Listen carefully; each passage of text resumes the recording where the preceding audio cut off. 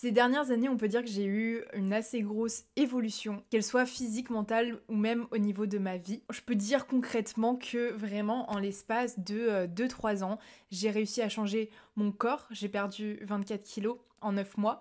J'ai réussi à changer mon mindset complètement. J'étais vraiment une personne qui avait pas confiance en elle. J'étais perdue. J'étais un peu genre people pleaser.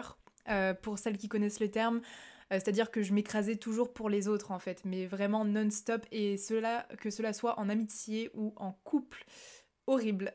J'étais vraiment une autre personne en fait, mais vraiment j'avais pas d'estime de moi, aucune. Voilà, donc aujourd'hui j'estime que j'ai vraiment confiance en moi, que maintenant je sais m'imposer, mettre mes limites. Évidemment, c'est pas parfait, c'est quand même quelque chose d'encore récent, mais j'ai quand même eu une évolution, voilà, qui est notable. J'ai réussi à changer mon corps, mon mindset et ma vie. Et dans cette vidéo, je vais t'expliquer un petit peu comment j'ai fait. Si tu ne me connais pas, je m'appelle Coraline. N'hésite pas à lâcher un like, à commenter quelque chose et à t'abonner à la chaîne pour ne pas louper les prochaines vidéos. J'ai prévu de sortir 2 vidéos par semaine, en tout cas dans les prochaines semaines. C'est déjà quelque chose que j'ai commencé.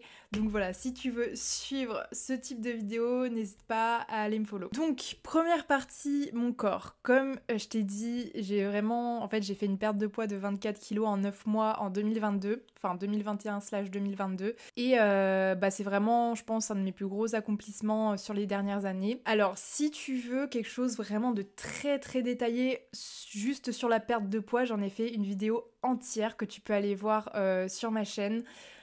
Qui s'appelle Comment j'ai perdu 24 kilos en 9 mois. Là, je vais aller du coup un peu plus en surface. Mais ce qui est intéressant, c'est que dans cette vidéo, je vais aussi traiter la partie mindset et ma vie, en fait. Ce que j'ai mis en place aussi pour changer ma vie, en plus de mon corps et de mon mindset. Donc concrètement, hein, pour changer de corps, en fait, les gens, ils se rendent pas compte que ça paraît hyper difficile parce que juste on entend 30 000 informations à droite à gauche. Mais croyez-moi les filles, c'est pas si difficile que ça. Et alors je dis pas que c'est non plus le truc le plus facile du monde, mais c'est tout à fait faisable en tout cas. Je veux dire, j'ai rien d'incroyable. Si je l'ai fait, je pense que tout le monde peut le faire. En fait, il faut juste avoir les bonnes informations. Concrètement, moi, ce que j'ai mis en place, c'est de commencer le sport 3 fois par semaine. Donc j'ai commencé avec de la musculation. Et vraiment, si je pourrais donner en vrai un conseil aujourd'hui, c'est de combiner et musculation et cardio parce que ça va vraiment t'aider à modeler ta silhouette, si je puis dire, tout en te musclant. Parce qu'en fait, les filles en général s'imaginent que quand une fille va faire de la musculation, elles ont peur de devenir trop musclée d'un coup, trop. Et croyez-moi, ça va pas être le cas. À moins que vous mangiez comme un ogre, je sais pas combien de protéines par jour.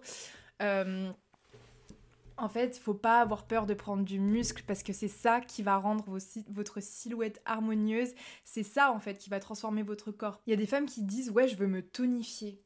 Mais ça veut rien dire en fait se tonifier. La plupart du temps, les femmes quand elles te montrent un corps tonifié, en fait c'est un corps de femme musclée. Mais évidemment, en fait, on n'est pas faite génétiquement comme les hommes. Donc nous, quand on va prendre du muscle, ça va être pas aussi imposant qu'un homme.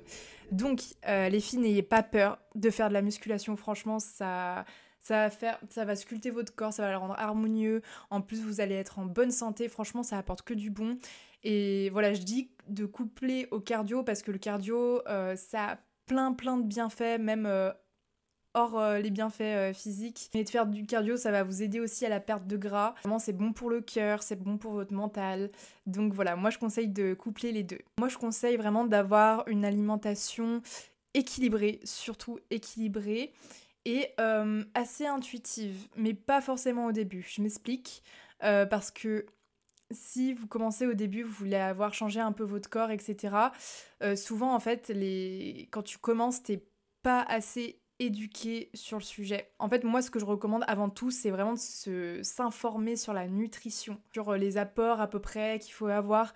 Pas hésiter, si tu veux, à prendre rendez-vous avec un nutritionniste ou t'acheter des bouquins sur la nutrition parce que mine de rien, c'est super important.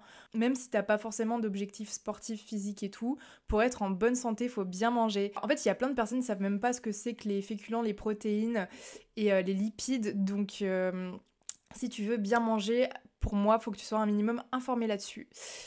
Et Quand je parle d'alimentation intuitive, c'est qu'en fait, bah moi concrètement aujourd'hui, mon poids est assez stable et j'ai pas envie de m'embêter avec une diète parce que c'est clairement pas ma priorité là aujourd'hui dans ma vie et j'aime mon corps comme il est et je veux juste du maintien.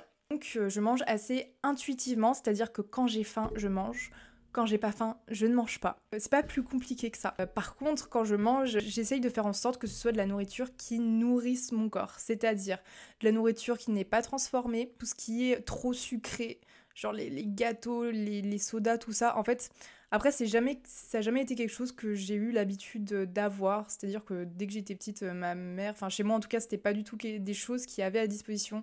Donc on va dire que de base, j'ai pas l'habitude de manger tout ça. Tout ce qui est trop transformé, trop sucré, il faut y virer. Et juste manger à sa faim, manger correctement, intuitivement, mais manger en fait des trucs qui te nourrissent, des aliments bruts.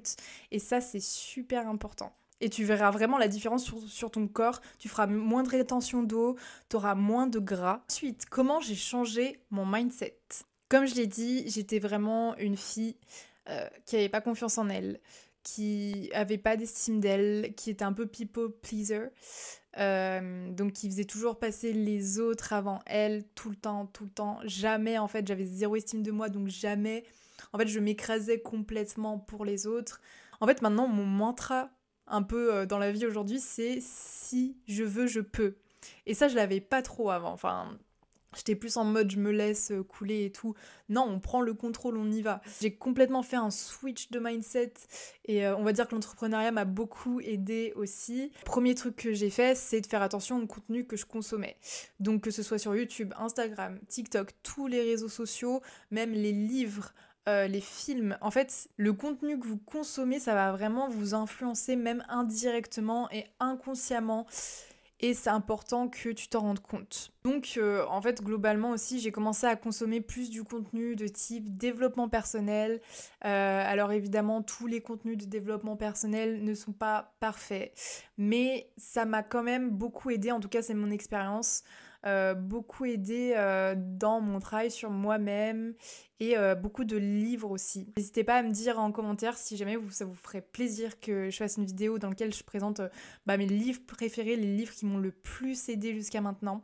Aussi, pour changer ton mindset, fais très attention aux personnes qui t'entourent. Un état d'esprit, c'est très contagieux. Si tu traînes avec des gens qui n'ont pas confiance en eux, qui savent pas où ils vont dans la vie, qui sont pas bien, bah t'auras beaucoup plus de chances de devenir cette personne.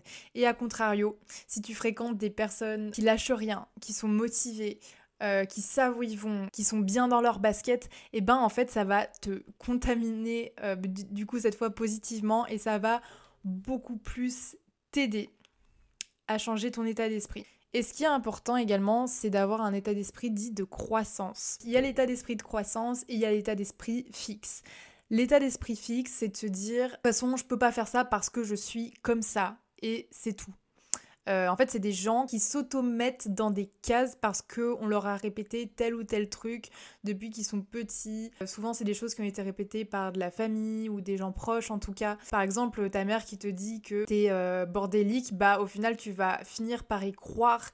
Et à force d'y croire, bah en fait, tu agiras toujours comme cette personne bordélique. Alors que ça se trouve, si tu veux, tu peux t'améliorer et tu peux devenir le complet contraire. Et en fait, du coup, ça c'est l'état d'esprit fixe. En gros, bah je suis bordélique, c'est comme ça parce que ma mère m'a toujours dit que c'était comme ça. Et t'as l'état d'esprit de croissance grâce auquel tu te diras, bah ok, là c'est vrai que je suis pas très organisée, mais je peux faire mieux et je vais faire mieux. Vous voyez le switch d'état d'esprit, comment c'est pas pareil, et imaginez appliquer à d'autres situations, comment ça peut tout changer. En tout cas, moi, vraiment, l'état d'esprit de croissance, c'est vraiment ce qui m'a aidé à en fait, réaliser tout ce que j'ai réalisé jusqu'à maintenant. Perdre 24 kilos, changer un peu mon entourage, vraiment apprendre à m'aimer, me lancer dans l'entrepreneuriat, enfin construire mon business et le développer. En fait, tous ces trucs, j'aurais jamais été capable de les faire si j'avais un état d'esprit fixe. Ensuite, comment j'ai changé plus concrètement ma vie. Donc, comme je vous l'ai dit, ma part, ça a été grâce à mon lancement dans l'entrepreneuriat, mais ce que je veux dire derrière, c'est que lancez-vous et faites des choses qui vous plaisent, en fait. Restez pas à un endroit où vous vous sentez mal. Lancez-vous dans un domaine vraiment qui vous donne envie de vous lever le matin, qui vous donne envie de tout casser, qui vous apporte de la joie. En fait, pour moi, le travail, c'est pas censé être un supplice, et d'où l'importance vraiment de trouver quelque chose qui vous plaît, quelque chose qui résonne en vous, quelque chose qui est aligné avec vos valeurs, avec ce que vous voulez faire. Parce que si ta vie ne te convient pas aujourd'hui, je dis pas que c'est forcément le cas, hein, mais pour la plupart des gens, il y a un gros point noir, c'est le fait qu'en fait, dans leur vie, leur job ou alors leurs études ne leur conviennent pas du tout. Et bah forcément, du coup, ça les rend très malheureux. Et pour ça, vraiment, je te conseillerais de tout faire pour trouver ta vision. C'est-à-dire vraiment, qu'est-ce qui te donnerait envie de te lever le matin? Qu'est-ce que tu dois faire dans 10, 20 ans? Comment elle est la vie de tes rêves en fait? C'est quoi? Et qu'est-ce qui t'empêche en fait d'aller vers cette vie? Essaye d'éclaircir ta vision. Si là t'avais argent illimité, qu'est-ce que tu ferais chaque jour pour t'occuper? Réfléchis à tout ça. Également, un gros point que j'ai fait qui contribue à changer ma vie même aujourd'hui, c'est de régulièrement et constamment sortir de ma zone de confort. C'est-à-dire que je cherche constamment à apprendre de nouvelles choses, à rencontrer de nouvelles personnes, et vraiment en fait à me mettre dans des situations d'inconfort parce que j'ai compris qu'il n'y a que grâce à ça que j'évolue en fait, que je fais du progrès dans des domaines. En fait, t'es obligé de passer par l'inconfort. C'est pas hyper agréable. Enfin, si tu veux bouger, si tu veux de l'évolution, si tu veux de la nouveauté, tu peux pas demander de la nouveauté et sans changer toi, sans changer quelque chose que tu fais déjà, sans changer une habitude.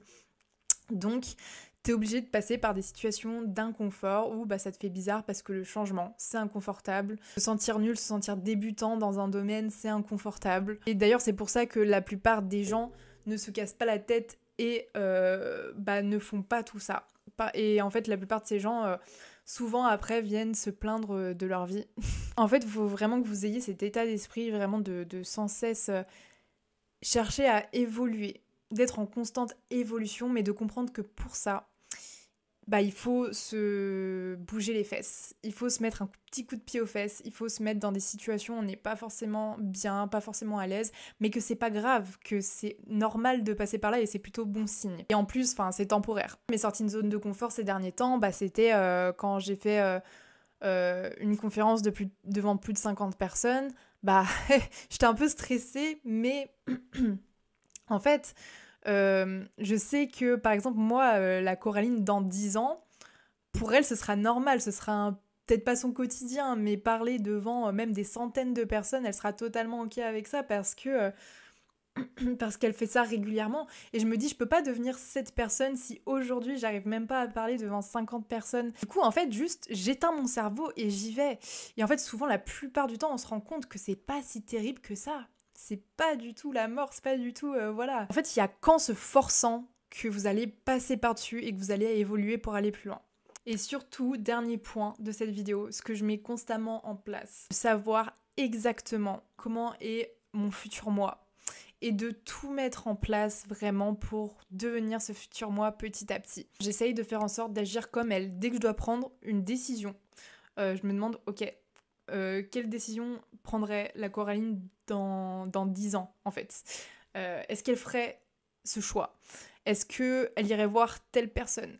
Est-ce qu'elle réagirait comme ça face à telle situation? C'est vraiment un exo, je vous conseille à 200% de le faire. Mais pour ça, du coup, pour agir comme ton futur toi, il faut d'abord que tu fasses, que tu te poses, et en fait que tu te poses ces questions de comment est-ce que tu veux voir ta vie dans 10 ans, comment est ce futur toi, comment est la femme que tu souhaites devenir. Ça t'aidera vraiment au quotidien à prendre les meilleures décisions et à devenir petit à petit la femme que tu souhaites devenir.